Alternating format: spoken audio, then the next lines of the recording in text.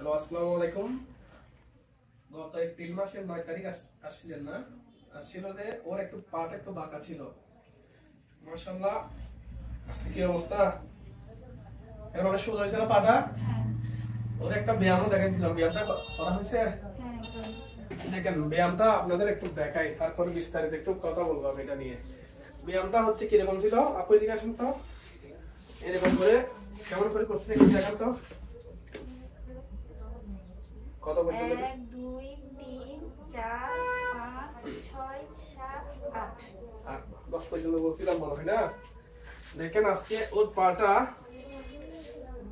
এই দেখেন এদিকে একটু কাছে আনো। মোটামুটি ওর পাটা মাশাআল্লাহ অনেক সোজা। কেমন? ঠিক আছে। এটা হচ্ছে আপনার ভিটামিন ডি ডেফিসিয়েন্সি না, মানে রিকেটস না। এটা হচ্ছে বাচ্চাকে দাঁড় করানোর কারণে, ওর তখন বয়স ছিল মানে 3 মাস কি 4 মাস না? 4 মাস।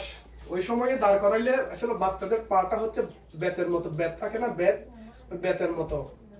এটা হচ্ছে ভিটামিন ডি ডেফিসিয়েন্সি না। অনেকে মনে করেন কি শুধু পা বাঁকা মানে ভিটামিন ডি ডেফিসিয়েন্সি। এটা হচ্ছে আপনার মেকানিক্যাল, অর্থাৎ বাচ্চাকে দাঁড় করাতে করাতে কি হয়ে যায়, পাটা বাঁকা হয়ে গেছে। এখন ওরা দাঁড় করায় নাই, ব্যায়ামটা করছে, ও এখন মাশাআল্লাহ কি পা তো সোজা হয়েছে। এখন আর ব্যায়াম করার দরকার নাই। সে এখন তার কয় মাস, এখন বয়স কয় মাস? 7 মাস চলতেছে।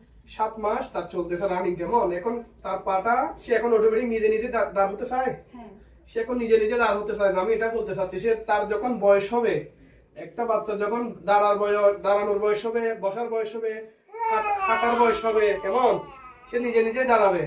দেখেন তার পাটা কিন্তু সোজা হয়ে গেছে। এইসব বাচ্চাদের পা কিন্তু আমরা কি থাকে, বেতের মতো থাকে, বেতের মতো। স্কুল করাইলে ওরটা কিন্তু ভিটামিন ডি ডেফিসিয়েন্সি না। তারপরে আমরা এক্সট্রা কেয়ার হিসেবে একটা ভিটামিন ডি অ্যাড করে থাকি। এটা হচ্ছে ব্যায়াম করতে হয়, এবং তার যখন 7 মাস 8 মাস হয়, সে তখন কি হয়, নিজে নিজে দাঁড়ায়। এখন ভালো আছে, পাটা তো সোজা আছে না? ঠিক আছে।